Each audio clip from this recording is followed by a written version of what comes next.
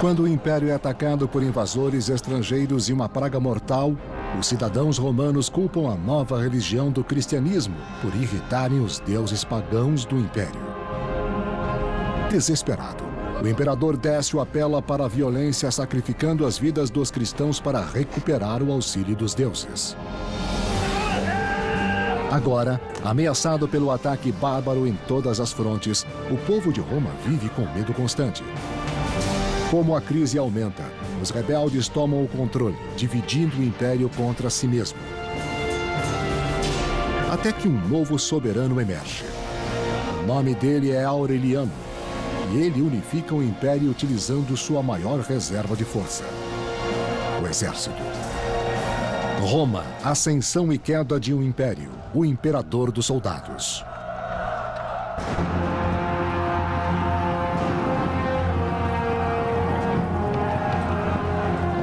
Por volta da metade do século III, o Império Romano é imenso e conta à distância, com legiões isoladas para proteger cada extensa província.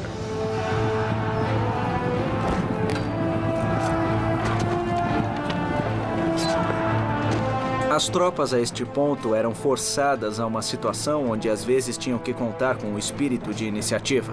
A superestrutura imperial estava muito distante delas. Os imperadores as fizeram para os conflitos de fronteira, muitas vezes depois que eles tinham deixado tudo fora de controle. Na ausência do imperador, os soldados às vezes tomam as questões de liderança em suas próprias mãos. O imperador não pode estar lá. Então existe um pouco de impulso. E assim surge alguém que seja capaz de fazer o trabalho por ele e provavelmente irá se chamar de imperador para recuperar o apoio local para vencer os bárbaros que estão ameaçando a integridade das províncias. Atrevendo-se a criar seus próprios imperadores, os exércitos de fronteira agora declaram a independência de Roma. Como esses exércitos escapam para as fronteiras do leste e oeste, formando seus próprios impérios, a fronteira do norte de Roma é atacada pelos bárbaros alamanos em 269 d.C.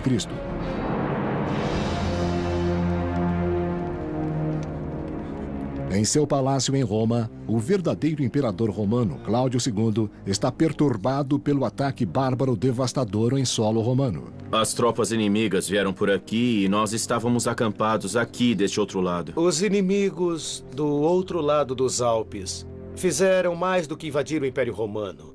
Pela primeira vez num período de tempo extraordinário, eles na verdade cruzaram os Alpes, entrando na Itália. Cláudio busca o conselho de seu poderoso comandante de cavalaria Aureliano, um homem cuja disciplina militar é descrita pelo historiador do século II, Vopisco. Aureliano, em seus anos iniciais, tinha uma mente muito rápida e era famoso por sua força. Ele nunca deixou passar um dia sem praticar com a lança, o arco e a flecha e com outros armamentos. Acreditamos que se viermos por este outro lado aqui... As habilidades de Aureliano logo serão testadas, já que as notícias da fronteira não são as melhores. Refugiados desesperados do norte da Itália testemunham a devastação. Com esta invasão, o perigo de uma rebelião dentro do exército torna-se ainda maior. Tome todas as providências necessárias. Sim, senhor. Se um povo bárbaro ameaçava invadir, então o povo local poderia simplesmente proclamar imperador qualquer pessoa que fosse um comandante militar na região naquele momento. Visando evitar que a fronteira do norte fosse violada também, Cláudio deve agir rapidamente para deter as forças invasoras dos alamanos. Norte da Itália, 269 d.C. No acampamento dos alamanos, os bárbaros comemoram, deleitando-se com os ricos saques tirados facilmente de um império romano enfraquecido, incluindo as mulheres e crianças romanas que eles pretendiam usar como escravos. Nós temos inscrições que nos falam, que nos contam sobre festas dos atacantes que entraram na Itália e levaram muitos prisioneiros. Assim é bastante fácil, até certo ponto, para esses atacantes, pois eles estão se alimentando de um império que não está em seu apogeu desta vez. Os grupos de alamanos são liderados pelos poderosos caudilhos que asseguram a lealdade de seus guerreiros, recompensando-os com escravos de sangue romano. Mas a cobiça dos bárbaros não tem fim.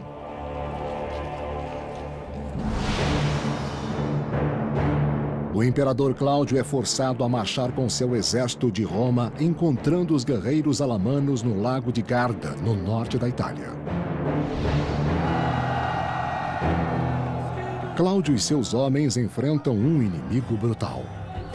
O historiador do século IV, Amiano Marcelino, escreveu: Adiantando-se com mais pressa do que cuidado, eles se jogavam sobre nossos esquadrões a cavalo com terrível ranger de dentes e mais fúria do que a usual. E um tipo de loucura reluzia de seus olhos. O imperador Cláudio também está se excedendo seriamente, mas ele tem uma arma secreta ao seu lado: a poderosa cavalaria do comandante Aureliano. Ele era conhecido como Mano ad Farum, que quer dizer mão pronta para a espada, pronta para entrar em ação quando a ação é necessária. Honrando seu nome, Aureliano ajuda Cláudio a retirar à força os alamanos, matando metade e levando o resto de volta aos Alpes.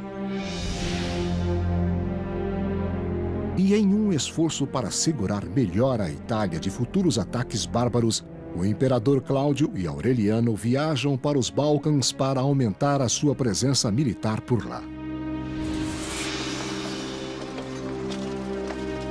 Mas ainda em campanha, o imperador Cláudio contrai a praga. O reinado de Cláudio foi curto. Ele governou de 268 a 270. Ele teve um sucesso militar significativo no ano 269. Pesadamente aconselhado na época e falado sobre isso depois. Mas este sucesso, a derrota dos alamanos, não é suficiente para restaurar o império. Como a vida do imperador Cláudio desaparece, está claro que esta tarefa deve recair ao seu confiável general, Aureliano. Balcãs, 270 d.C. Ele é declarado imperador por suas tropas. Aureliano os reembolsa sacrificando o deus dos soldados, o deus Sol Invicto, uma divindade emergindo como o deus da vitória dentro do exército. Fosse o que lhe desse a vitória ou o que lhe trouxesse algum benefício, isso seria sonhar muito alto naquele momento. Um homem nascido pobre, Aureliano agora sobe à mais alta posição no império por causa de seu brilho militar, como muitos grandes generais antes dele. Você não pode ser um imperador civil na metade do século III. Você tem que liderar tropas em batalha. Sempre há um lugar onde você tem que ir e lutar. Aureliano irá precisar da lealdade dos soldados e da força do deus deles, conforme ele enfrenta um inimigo conhecido. Em 271 d.C., os sanguinários alamanos retornam, devastando o norte da Itália e indo até Piacenza. Aureliano e seu exército correm para o oeste para isolar os bárbaros, mandando na frente uma oferta de negociação.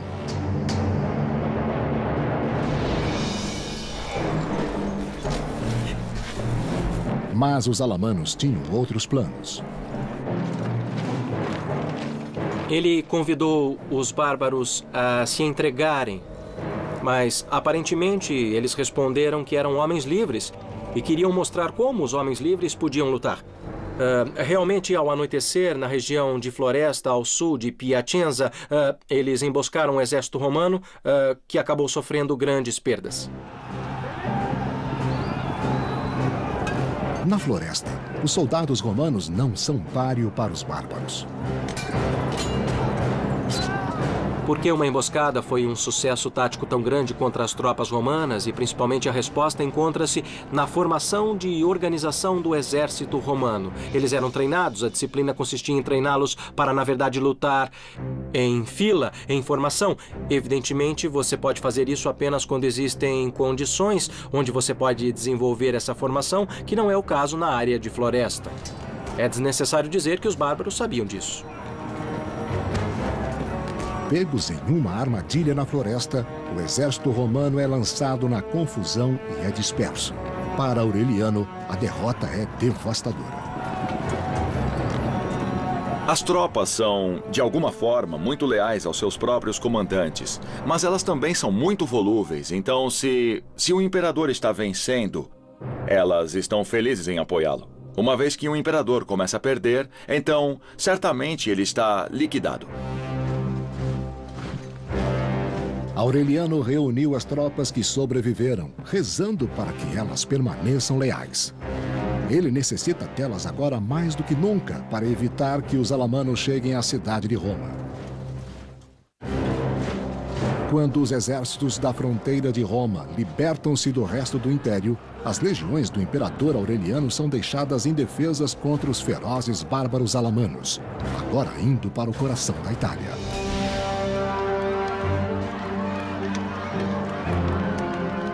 O terror toma conta do povo de Roma, conforme eles temem a chegada iminente dos bárbaros. Desesperados, muitos fogem da cidade. A derrota do exército romano, do exército aureliano, criou pânico em Roma, porque não havia nenhuma força para ficar entre os bárbaros e a cidade. Aqueles incapazes de fugir amotinaram-se nas ruas, enfurecidos pelo fracasso de Aureliano em manter os bárbaros fora da Itália.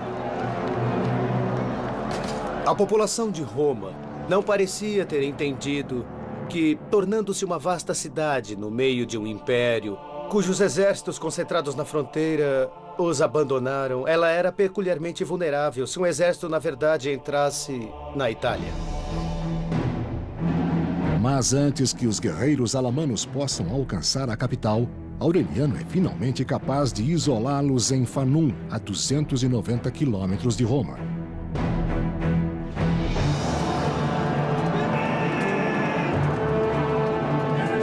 Após sua recente derrota, Aureliano deve reconquistar a lealdade de seu exército com nada menos do que a vitória absoluta.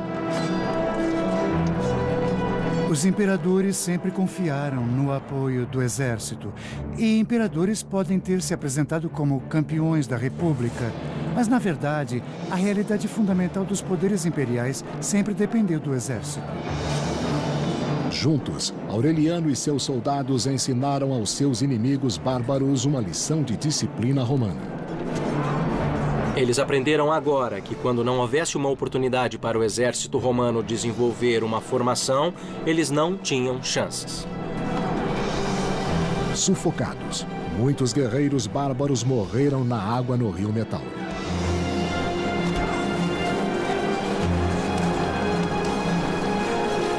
A vitória de Aureliano afasta finalmente os alamanos da Itália.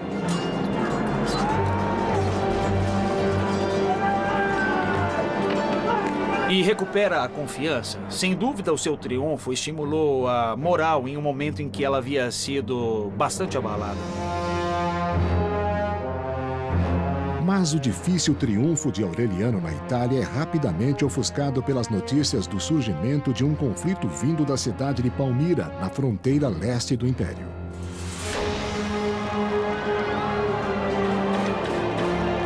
Por mais de 10 anos, começando bem antes do reinado de Aureliano, invasores estrangeiros atacaram fortemente as províncias do leste de Roma, incluindo Palmira, ameaçando atravessar a fronteira enfraquecida.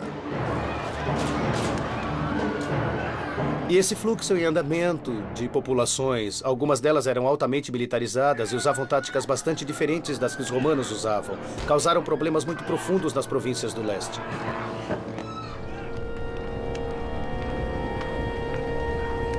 Próximo do deserto da Síria, longe da proteção de Roma, o povo de Palmira enfrentou a devastação de seu exército sozinho.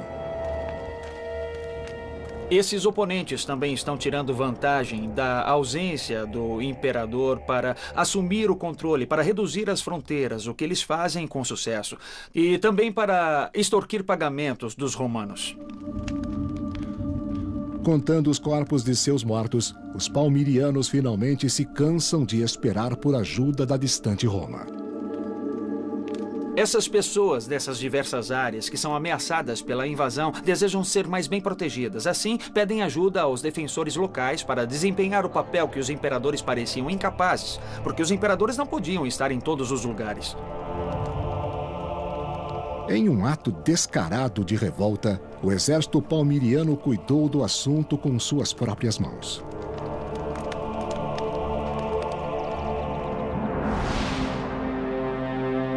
Como resultado da década passada, as províncias do leste intitularam-se Império Palmiriano, libertando-se de Roma.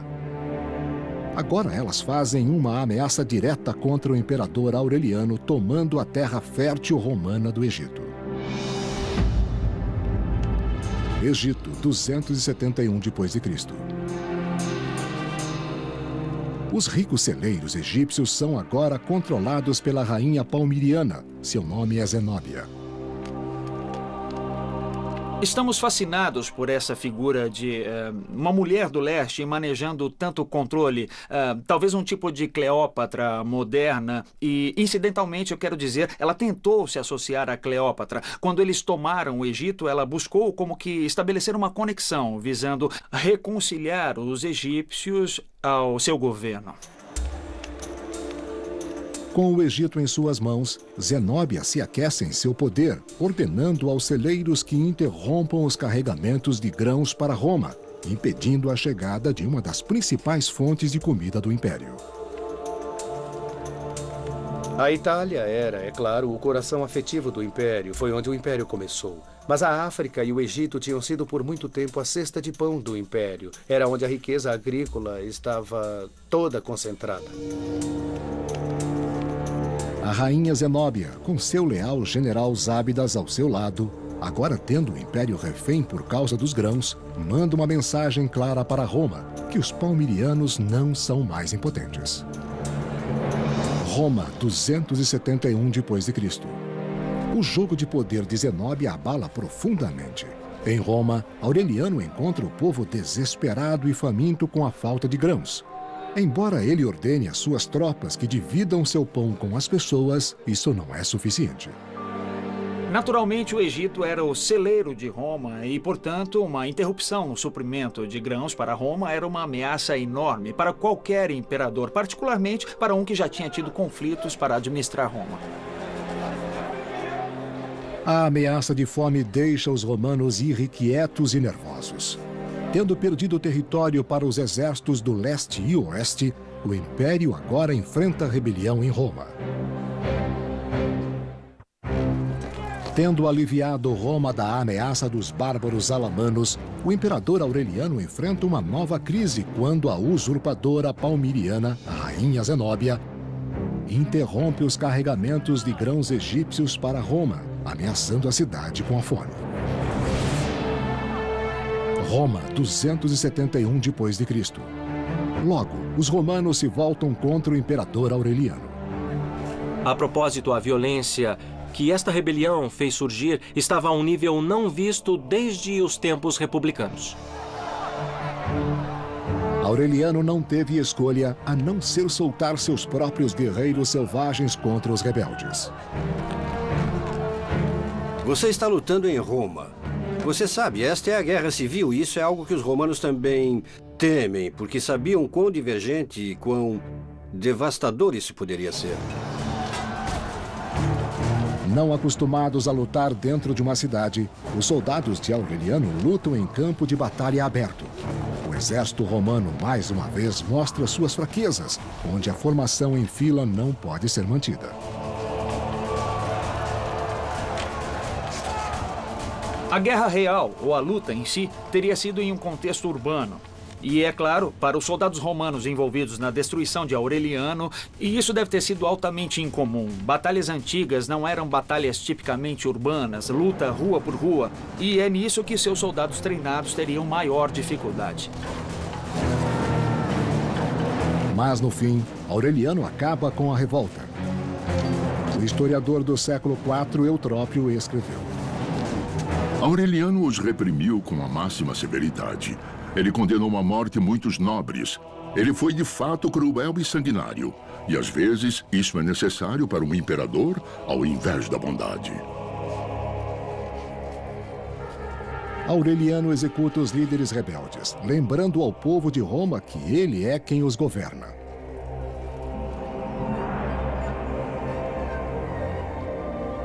O imperador esmagou a resistência. Ele agora reconstrói os muros da cidade contra as forças externas. Roma será forte e segura em suas mãos. Tome todas as providências necessárias. Como resultado da crise militar no norte da Itália no início de seu reinado, o imperador Aureliano determina que a cidade de Roma deveria ser equipada com novos conjuntos de muros. Esse foi o primeiro realmente significante novo conjunto de muros construídos pela cidade de Roma desde quase 1000 anos antes. Aureliano agora se volta para a crise do Império da Palmira. Ele deve obter seu suprimento de grãos para evitar a fome em Roma. Suas rações de pão não irão durar para sempre. Bem, Aureliano estava determinado a reafirmar o controle sobre todas as áreas de seu império e assim ele vai para leste em 272 para recuperar o controle. Seu primeiro alvo é a antiga cidade romana de Antioquia, então parte da região maior chamada de Síria. Antioquia, 272 d.C. Antioquia é uma cidade movimentada, inestimável para Roma como um centro rico em comércio. Mas agora, sob o controle do Império Palmiriano, ela se torna um porto seguro para a fugitiva rainha Zenóbia. Zenóbia e seus generais sabiam com certeza que a Antioquia seria a primeira cidade, a primeira coisa que Aureliano teria conquistado ao entrar na Síria. Assim, ela se defendeu com uma barricada na cidade e Zábidas conduziu o exército para a planície de Orontos, a oeste do lago Antioquia. Zenóbia desfruta de seu prestígio, feliz por deixar seus generais prontos para a guerra, do lado de fora dos muros da cidade.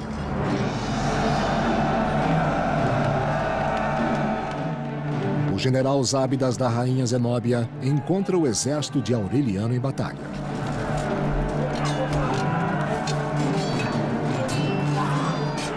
Você tem muros de romanos chegando em filas. Homem a homem, punho com punho, não pode matar ninguém até que olhe nos olhos. Você tem braços sendo cortados, mãos sendo cortadas, machucados no pescoço, no rosto.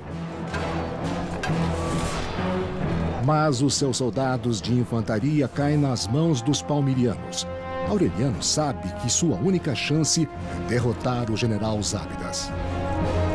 E durante a batalha, Aureliano instruiu sua altamente disciplinada cavalaria leve para realizar o que depois veio a ser conhecido como a estratagema de retirada fictícia. A cavalaria leve de Aureliano finge fugir, enganando os palmirianos, iniciando a perseguição, deixando a proteção das principais filas atrás deles. Num certo ponto, a cavalaria voltava e cortava-os em pedaços. Em qualquer caso, de fato, a cavalaria pesada palmiriana estaria destruída e a estrada para Antioquia estaria aberta. O general Zábidas ordena que as tropas palmirianas sobreviventes se retirem. Zenóbia e seus generais retornam em direção a Palmira. Aureliano inicia a perseguição, determinado a pegar a rainha antes que ela alcance a sua cidade natal.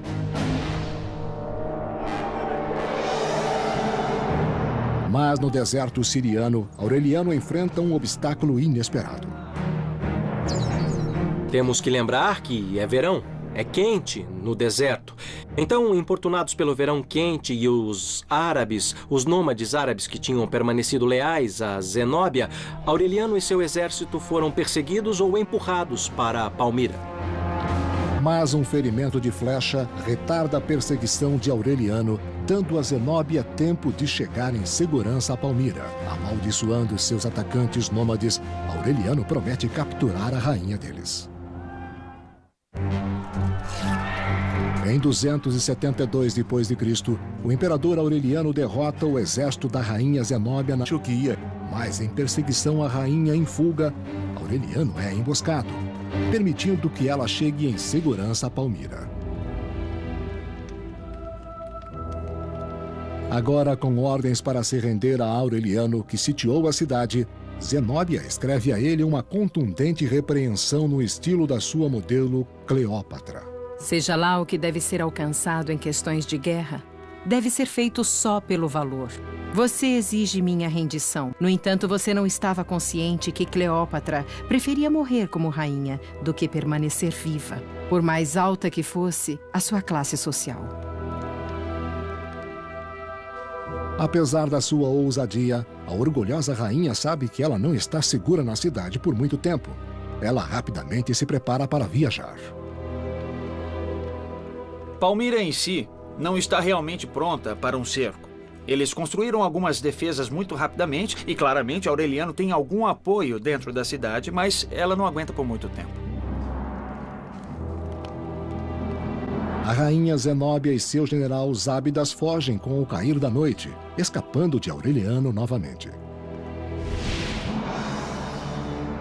Em 272 d.C., Zenóbia corre em direção à Pérsia, chegando até o rio Eufrates, nos dias modernos o Iraque. Mas os soldados de Aureliano continuam em perseguição. Nos bancos do Eufrates, a rainha oferece ao barqueiro ouro para cruzar o rio. Não sendo atendida, o ameaça. Mas é tarde demais para salvá-la. Ela foi interceptada e capturada pela cavalaria romana. Eles levaram Zenóbia, seus conselheiros e generais como prisioneiros de guerra e os colocaram em julgamento. Sem conseguir escapar, Zenóbia sabe que ela logo irá enfrentar Aureliano. Palmira, 272 d.C. Tendo reconquistado o trono da Palmira, Aureliano finalmente enfrenta a rebelde Zenóbia, uma mulher cuja audácia ele não pode deixar de, no mínimo, admirar. Em suas palavras: Que tipo de mulher é esta? Quão sensata em conselhos, quão estável nos planos, quão firme para com os soldados, quão generosa quando a necessidade chama e quão severa quando a disciplina requer. Mas, enfrentando a provável execução, a coragem de Zenóbia começa a diminuir.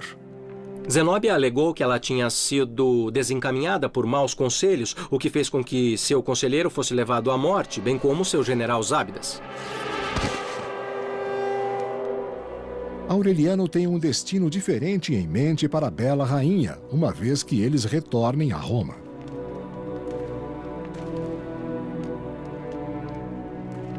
Mas antes de deixar Palmira, Aureliano visita um templo onde ele irá pagar tributo a apenas um deus. Deus dos soldados, o Sol Invicto, que assegurou sua vitória em solo estrangeiro. Ele claramente tinha em mente uma aliança entre ele e o deus Sol, que foi o responsável por seus êxitos na Palmira. Ele mesmo apresentou suas moedas como termos de uma associação do imperador com o deus Sol Invicto.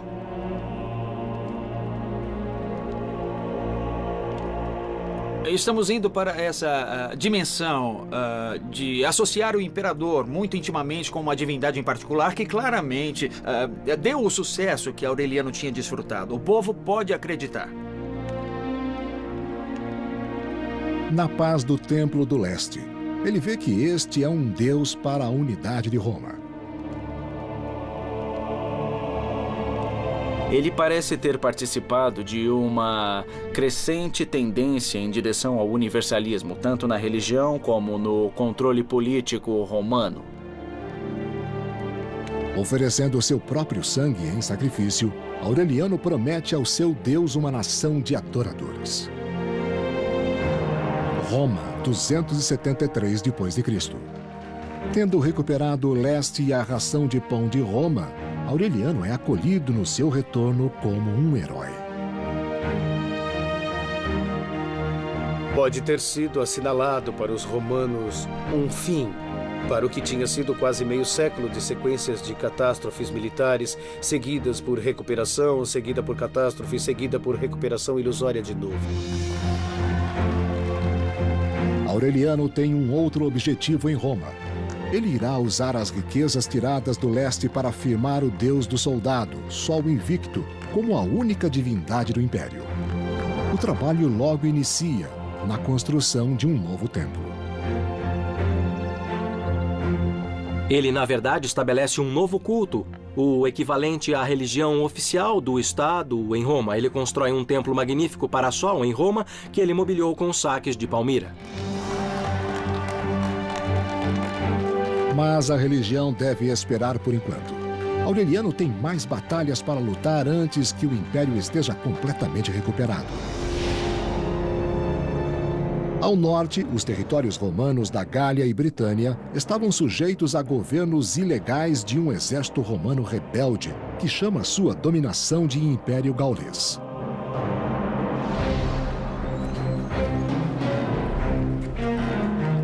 Parecendo a cada dia mais com seus inimigos bárbaros, os soldados gauleses desprezaram a honra romana, nomeando o arrogante general Tétrico, seu imperador. Você tem exércitos surgindo de todos os lugares proclamando seus generais imperadores e então eles têm de lutar e seja lá quem vença é aquele que termina sendo o imperador no final. A separação do Império Gaulês foi, é claro, assustadora para os romanos. Foi uma grande perda, foi humilhante ter uma porção tão significante de um tradicional Império Romano nas mãos de outro homem. O imperador Aureliano rapidamente move-se para recuperar as terras gaulesas e reestabelecer ao Império sua glória anterior. Tudo o que está no seu caminho é o general Tétrico e o exército gaulês. Tendo derrotado a rainha Zenóbia e recuperado o leste, Aureliano agora promete recuperar o território perdido no oeste para o usurpador Tétrico e unir todos os romanos sob um deus, o deus guerreiro Sol Invicto, o deus dos soldados. Em 274 d.C., o Império Gaulês rebelde abrange a Gália e a Britânia.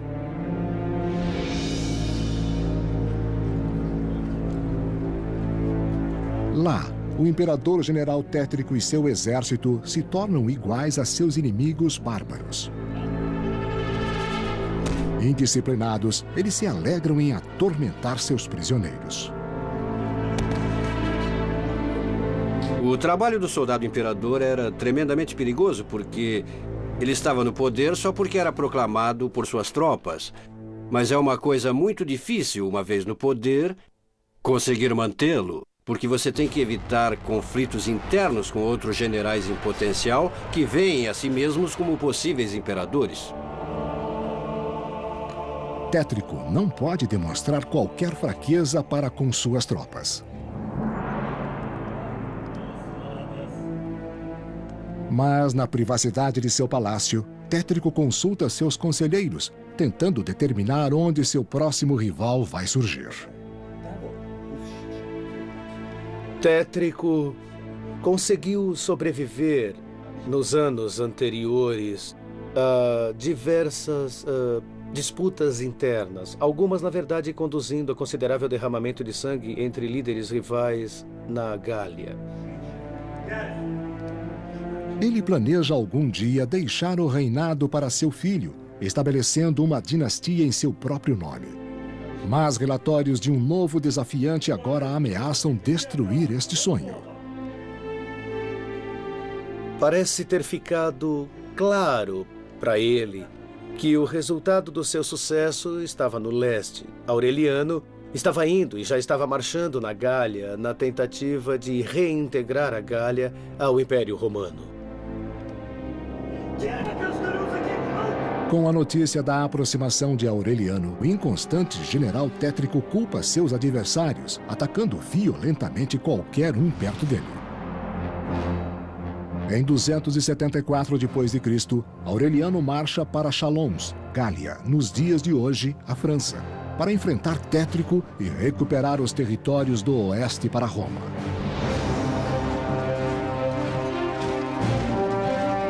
Aureliano e seus homens encontram o general Tétrico nas florestas de Chalons, onde a luta é agressiva. O exército de Aureliano provavelmente tinha mais cavalaria do que os exércitos imperiais tradicionais tinham tido até agora. Assim, para o exército de Tétrico, havia ainda legiões importantes ao longo do reino guardando essas áreas. Teria sido uma batalha entre forças. Forças muito similares, com um armamento similar à disposição deles e, portanto, o mais sangrento e mais devastador de todos os exércitos envolvidos. O exército do general Tétrico agora carrega a maior parte da vingança de Aureliano. Tendo se atrevido a nomear um outro homem como seu imperador, são eles que permanecem a maior ameaça.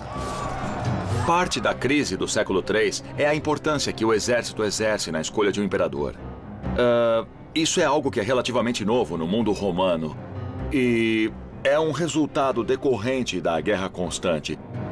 Ele se torna mais poderoso, se torna mais capaz de escolher imperadores e se torna mais capaz de impor suas próprias escolhas de imperadores em Roma. Aureliano não pode permitir esta ofensa ao seu poder.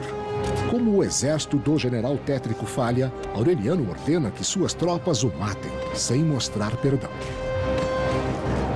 Algumas fontes dizem que Tétrico percebeu qual era o jogo antes mesmo da batalha, mas parece, no entanto, que ele lutou até o fim e este foi o fim de Aureliano que obteve a vitória. É o final dos esforços dele para reintegrar o Império. Ele faz o usurpador general Tétrico prisioneiro.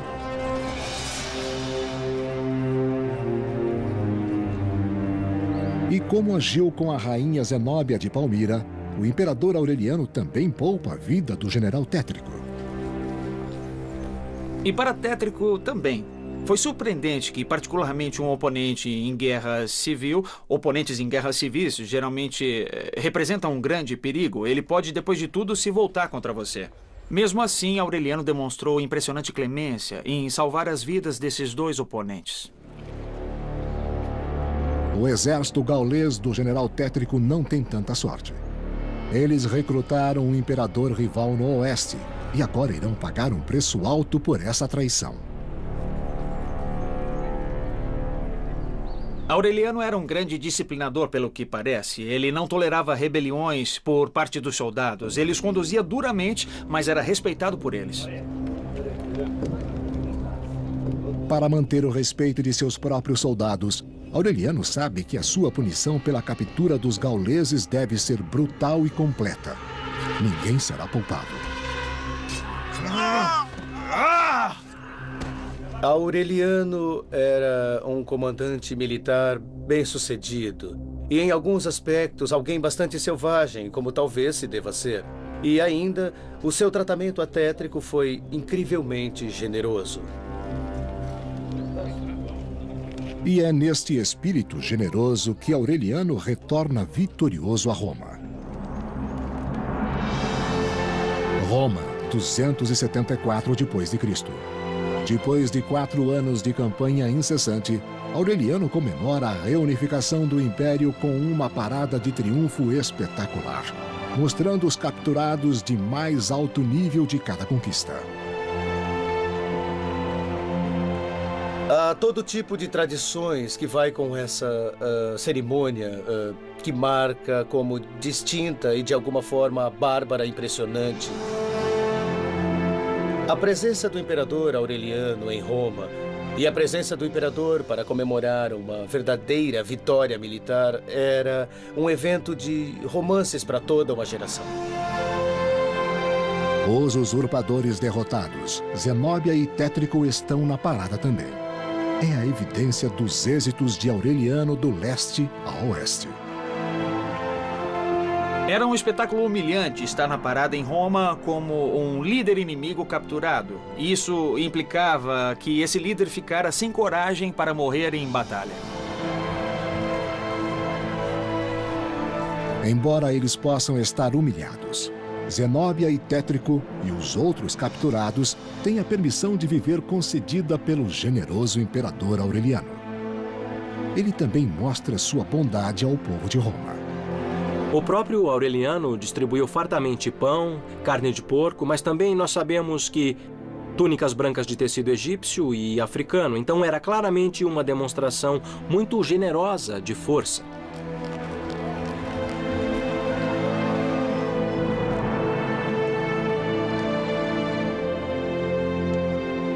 Agradecido por seu triunfo, Aureliano consagra o templo que ele construiu para o deus dos soldados, Sol Invicto, cujo poder e favor ele acredita o tornaram invencível.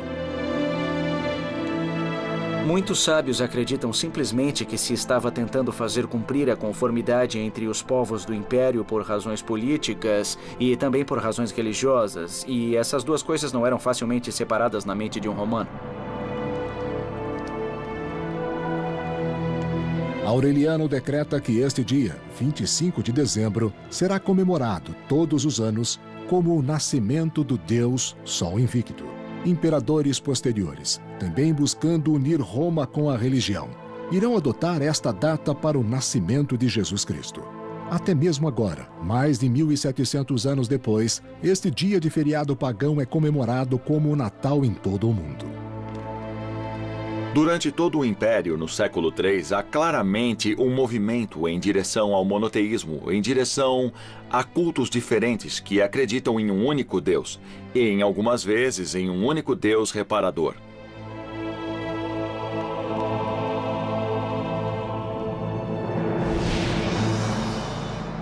O Império Romano unido agora se estende da Palmira à Britânia. Mas em 275 depois de Cristo, os bárbaros novamente causam destruição no leste.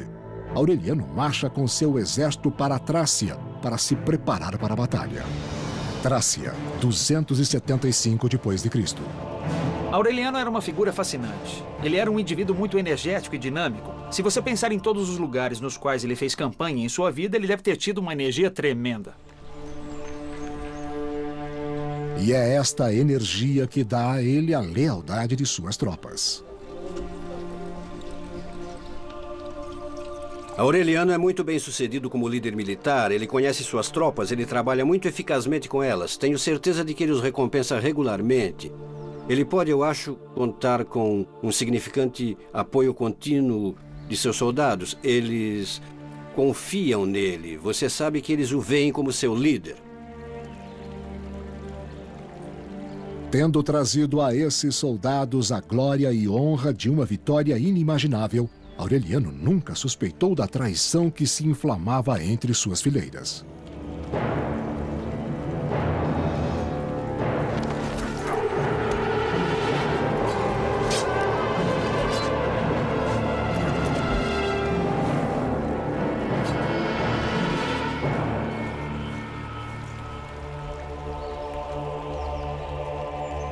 O assassinato de Aureliano é de novo uma dessas coisas que são muito difíceis de explicar, particularmente quando ele estava sendo tão bem sucedido militarmente, quando as tropas deveriam se sentir satisfeitas com esse sucesso e com suas recompensas.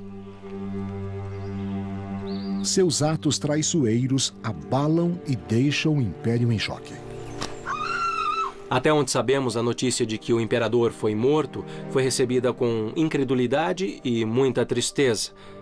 Ele foi enterrado com grande pompa em uma magnífica tumba no exato lugar onde ele foi assassinado. Roma chora a perda de um grande imperador, um que salvou o império do colapso certo. Eu acho que a importância de Aureliano está no fato de que é o início da recuperação romana, da máquina romana central voltando à vida. Ele a conduziu para a reunião do Império, para trazer tudo sob seu controle central. Mas no final, nem mesmo o Deus dos soldados pôde protegê-lo das espadas dos traidores e o império que ele havia trabalhado tão duro para unir se fragmenta novamente.